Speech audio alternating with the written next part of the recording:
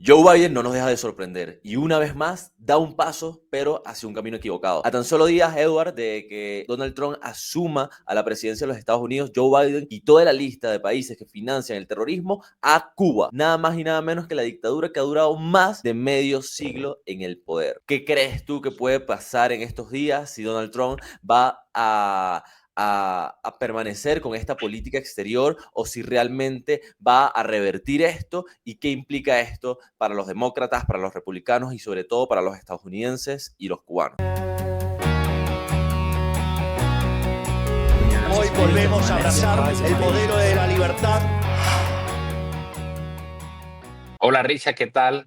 Un saludo al público que nos está viendo. Sí, a tan solo una semana de que el presidente Biden entregue el poder oficialmente al presidente electo de los Estados Unidos, el presidente Donald Trump, se anunció de la Casa Blanca que retirarían a Cuba de la lista de los patrocinadores del terrorismo, como en una oportunidad en el gobierno del presidente Donald Trump en su primera gestión en el año 2021. El secretario de ese momento, Mike Pompeo, había designado a Cuba como un estado terrorista y habían implementado al máximo las sanciones y la presión para de una forma u otra tratar de que, como lo dices tú, la dictadura de los Castro que se ha sostenido por más de 50 años pudiera tener un punto de quiebre. Pero creo que para ese momento no funcionó y ahorita Joe Biden le da un espaldarazo al gobierno de Díaz-Canel, como su último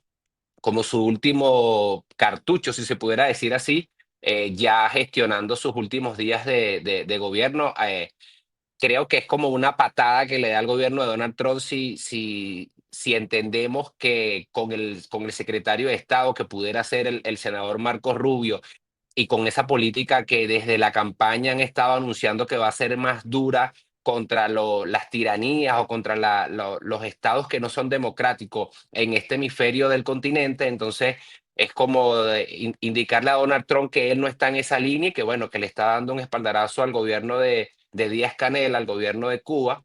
Pero que creo que eso se puede revertir en los primeros días cuando el gobierno de Donald Trump, el secretario de Estado, si es anunciado así en la próxima semana, Marcos Rubio, pudieran con una orden ejecutiva tratar de imponer nuevamente esta medida y las sanciones próximas que de seguro vienen. Pero esta no es la primera vez que pasa, Eduard. Los demócratas nuevamente cometen un gran error. En el 2015, Barack Obama, días antes de terminar su segunda gestión y antes de que comenzara Donald Trump su primera, designó a Cuba también fuera de la lista. Una lista que incluso lleva más desde el 84, si no me equivoco.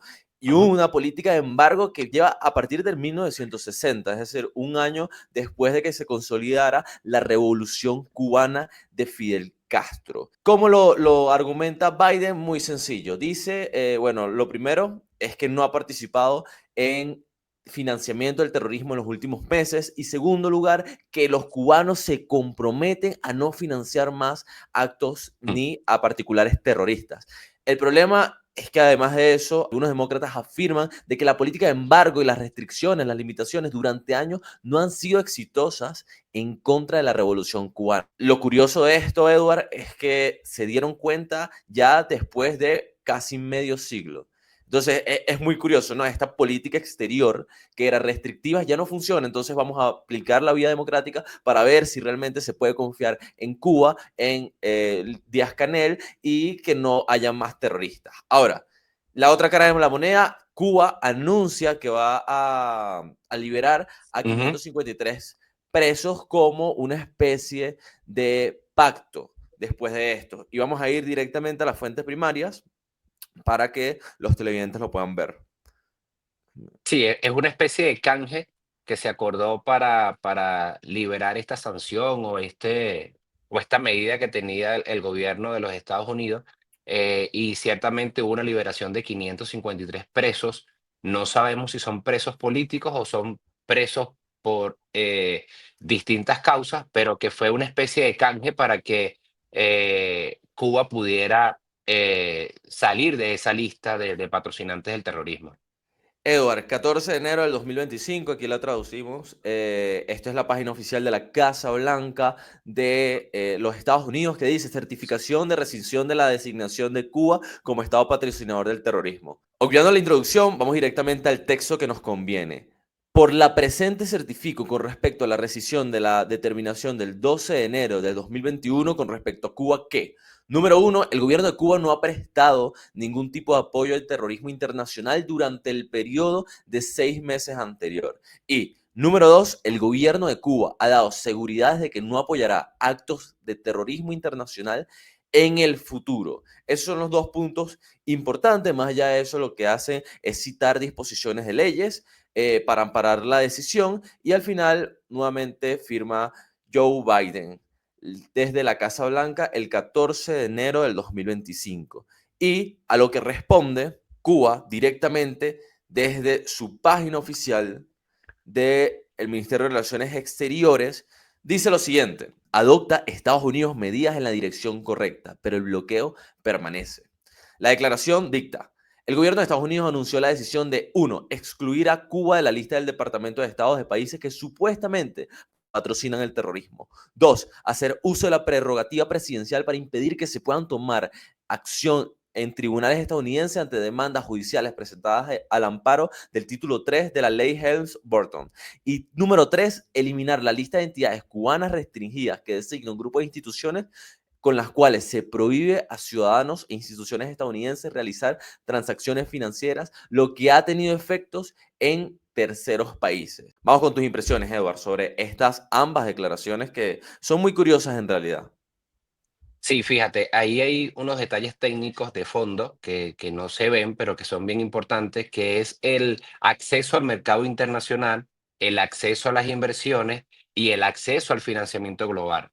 Eh, con esta restricción que tenía Estados Unidos al gobierno de Cuba, obviamente ningún inversionista o el mercado internacional iba a poner un dólar dentro de Cuba porque no tenía garantías. Primero porque es un estado terrorista y segundo porque en Cuba no están las condiciones dadas para tener un libre mercado. Entonces siento que por allí y por la parte del turismo, que es por donde el gobierno de Cuba se mantiene, inclusive se conoce que el turismo lo maneja todo el aparato militar per se maneja lo que es la parte del turismo, estas sanciones o esta restricción, en este caso Biden la quita, eso pudiera aliviar un poco todo lo que es el comercio interior y exterior de Cuba para poder ellos seguir generando algo de ingreso a través del turismo y, como lo dije al principio, a través de inversiones y del mercado. Eso es el punto técnico de lo más importante de estas restricciones que tenían, que bueno, que obviamente ya no la tienen.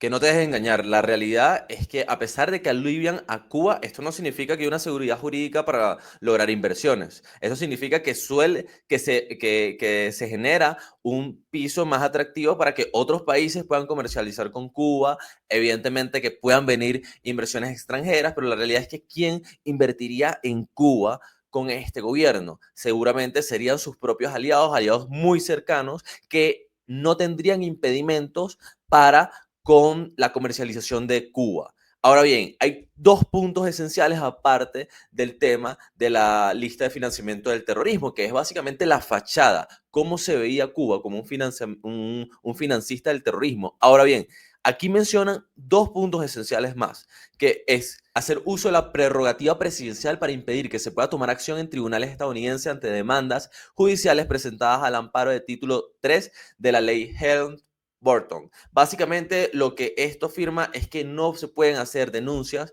a cortes federales de propiedades que se estén utilizando para producir, para traficar, etcétera, que hayan sido expropiadas en el tiempo de la revolución. Es decir, si yo como presidente de la República expropié un territorio que tú tenías, Edward, en ese momento, antes de la revolución, yo lo expropié en la revolución, ya no puedes denunciar si yo estoy produciendo o estoy traficando con ese territorio, porque quitamos ese tercer título, quitamos su vigencia. Entonces, evidentemente, eso genera la rescisión de una de las trabas más fuertes legales que pudieran haber tenido las expropiaciones, que al final, ¿qué son las expropiaciones? Son quitar la propiedad a quien realmente le pertenece.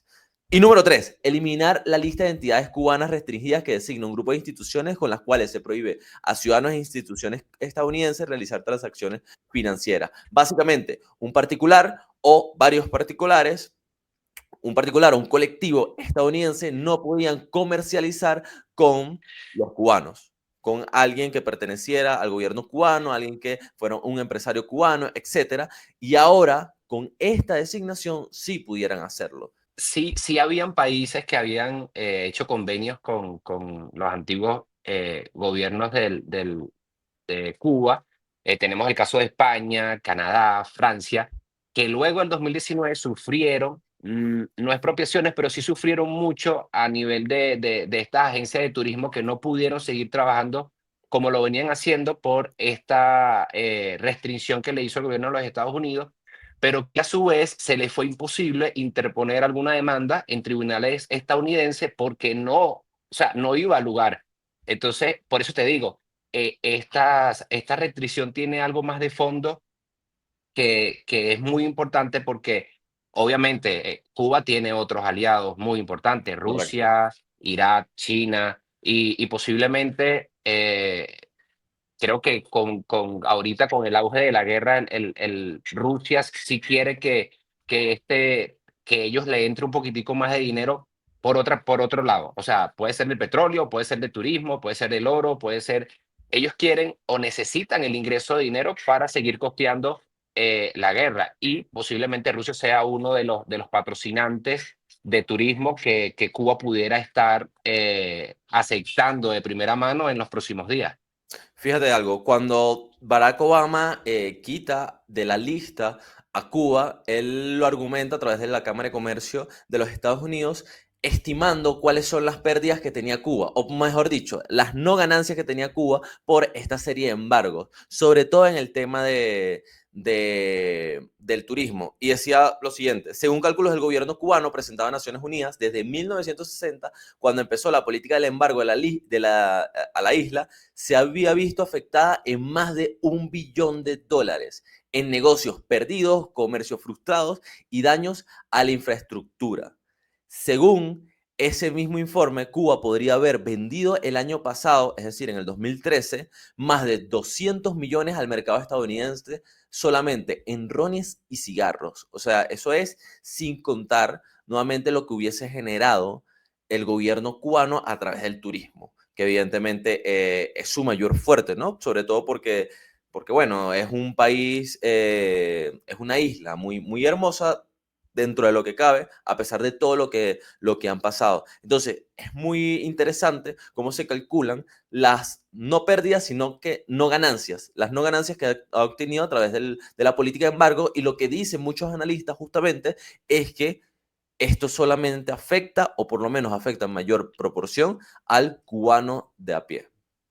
Sí, tal cual. El Estado, fíjate, otro detalle importante, el Estado no pudiera solicitar préstamos al Fondo Monetario Internacional por esta restricción por la cual es impuesta a los Estados Unidos. Y lo otro es que hay que recordar el lobby que ha hecho el gobierno de Colombia y el gobierno de México para que Estados Unidos de una manera u otra levante todas las sanciones que tienen en contra del gobierno de Cuba. Sí, interesante eso, es verdad.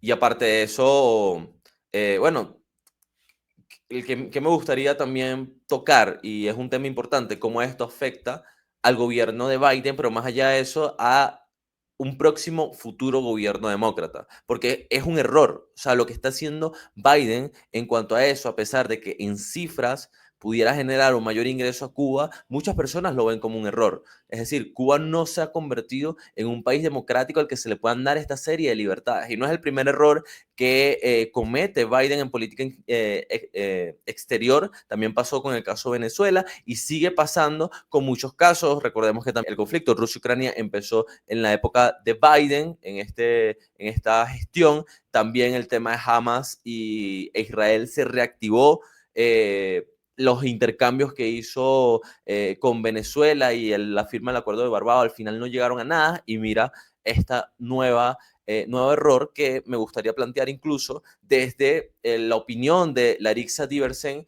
que es directora ejecutiva de la ONG Cubalex, que ella dice: es buena noticia que personas que están privadas de libertad sufriendo dentro de las cárceles de Cuba sean liberadas, más si fueron apresadas de manera injusta. Ahí estoy completamente de acuerdo, pero mira lo que ella afirma también. No obstante, el gobierno cubano sigue sin reconocer que liberará a presos políticos, y ninguno de los dos gobiernos informó con claridad quiénes serían, ni con qué criterio habrían elegido a esas 533 personas, lo que también habla de cómo critica no solamente que no se dieron especificaciones sobre quiénes iban a liberar, es decir, a la opositora cubana, a los opositores no se van a liberar seguramente, se liberarán a 533 presos al azar, pero aparte de eso, cómo los presos políticos se han convertido en una forma de canjear, es decir, como si se tratase de una moneda. Y a ellos se les olvida que por lo menos, si no me equivoco, más de 7.000 personas han muerto desde 1959 hasta el presente con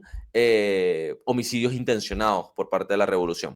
No, obviamente, no voy a criticar si es un error o un acierto, pero es una medida que se toma tardía. O sea, si ya tuviste 4 años en el gobierno y no lo hiciste en tu primer año de gestión, como esperando solamente 5 días o 4 días para finalizar tu mandato y poder darle ese alivio al gobierno de Cuba que lo estaba esperando, si sabes que el presidente que viene es un presidente que se ha demostrado en contra de las dictaduras o de estos regímenes autoritarios, y sabes que la va a interponer nuevamente la medida. Entonces, leí en el New York Times que el gobierno de Cuba manifestó desde el Ministerio de Exterior y Justicia de que ellos habían liberado 553 personas, pero que no estaban en total libertad porque lo que le habían dado eran unas medidas cautelares.